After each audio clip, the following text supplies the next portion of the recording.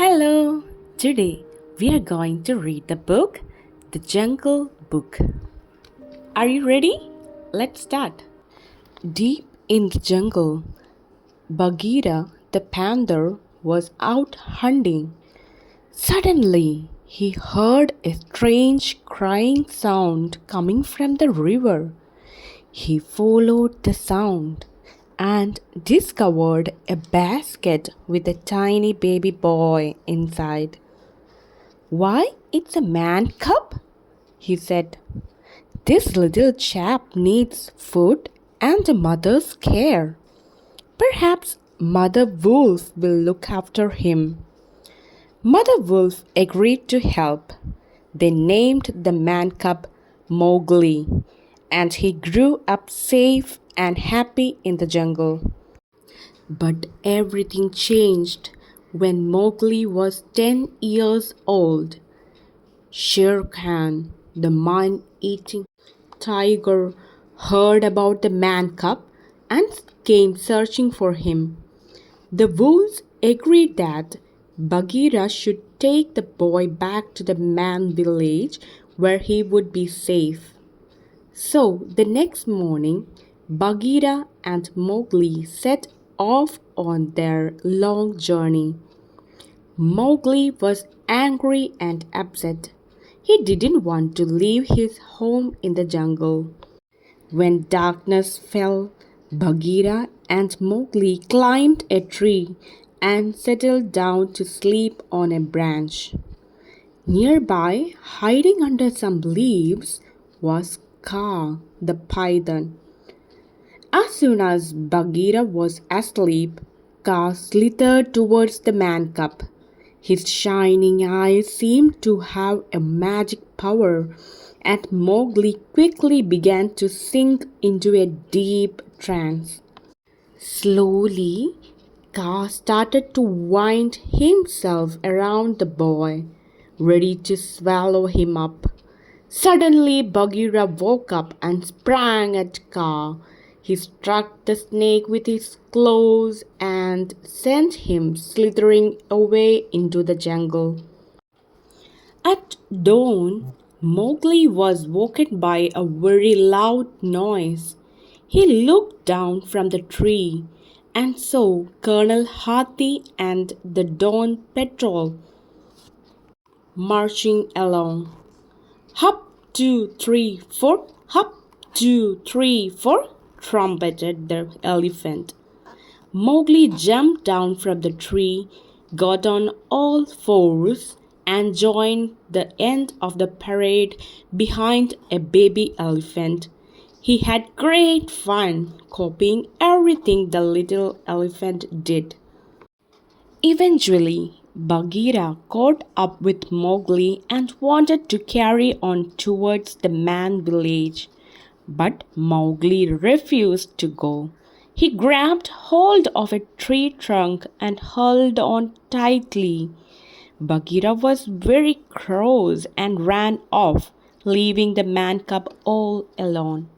It wasn't long before Mowgli met a friendly bear called Baloo. He told Baloo how much he wanted to stay in the jungle.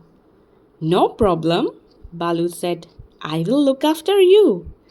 Baloo enjoyed teaching his new friend all about the bare necessities of life. Soon, Mowgli could fight like a bear, growl like a bear, and even scratch like a bear. Later that afternoon, Mowgli and Baloo waded into the river to keep cool. Mowgli sat on Baloo's tummy as they gently floated along. It was very peaceful and Baloo soon fell asleep. But watching from some trees was a group of monkeys who were waiting to kidnap Mowgli. The monkeys sprang out from their hiding place and grabbed the man cub. Baloo woke with a jump, but it was too late. The monkeys were already carrying Mowgli off to the ruined temple where they lived. Luckily, Bagheera heard Mowgli's cries and rushed to the river to help. He found Baloo, who explained what had happened. "We need a rescue plan," Bagheera said. At the ruined temple, Louie, king of apes, was sitting on his throne waiting for the man cub to arrive. "So, you are here at last?" Louie cried, as Mowgli was dropped beside him.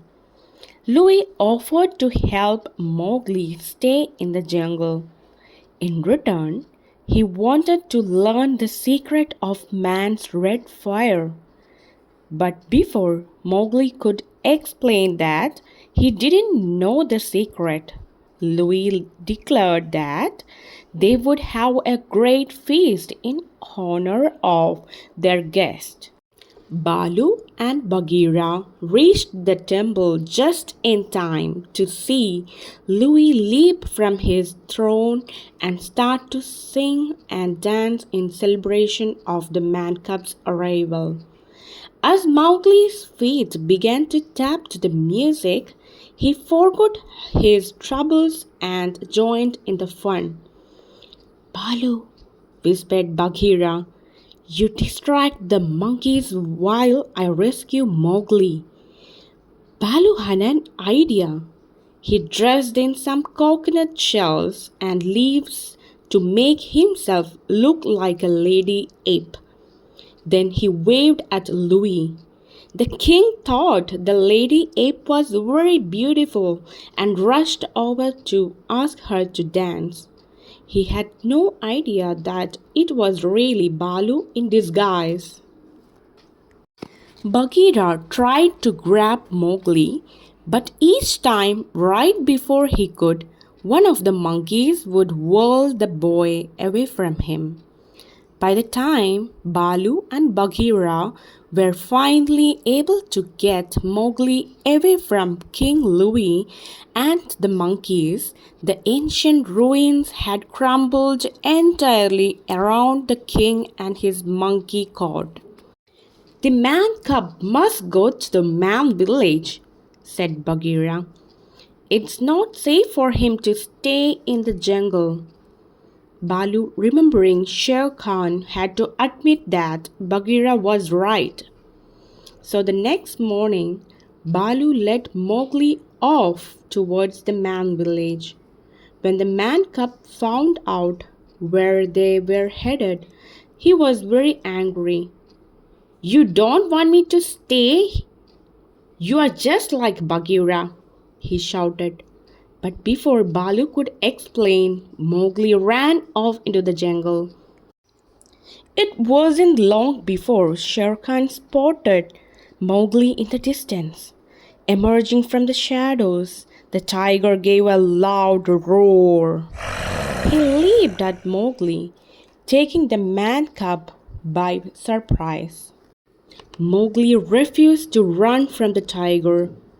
Shere Khan counted to 10 and then leaped at Mowgli, roaring, with all his claws out and his mouth wide open.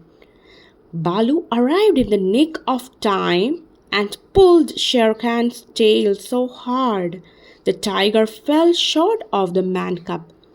Shere Khan roared with rage as he dragged Baloo behind him. But the brave bear was determined not to let go. Eventually, the furious tiger managed to flip Baloo over his head. The bear hit the ground with a mighty crash. The vultures, Mowgli, and Baloo all fought against Shere Khan. The tiger ran off when a lightning storm caused a tree to burst into flames, and Mowgli tied a burning branch to his tail. Baloo lay injured and still on the ground. Finally, he opened his eyes and lifted his head. Overjoyed, Mowgli ran and sprang into his friend's arms. Baloo, Bagheera, and Mowgli set off into the jungle once again, and at long last they reached the man village. Mowgli climbed a tree to get a good look at a girl he heard singing down by watering hole. He couldn't take his eyes off her, to Bagheera's great delight. When the girl saw Mowgli, she smiled shyly at him. The girl dropped her jug and it rolled to where Mowgli stood. He picked up the jug and followed the girl to the man village. He turned around to give Baloo and Bagheera a big, goofy grin. Mowgli is where he belongs now, said Bagheera. I think you are right, said Baloo. And he and Bagheera danced happily back into the jungle.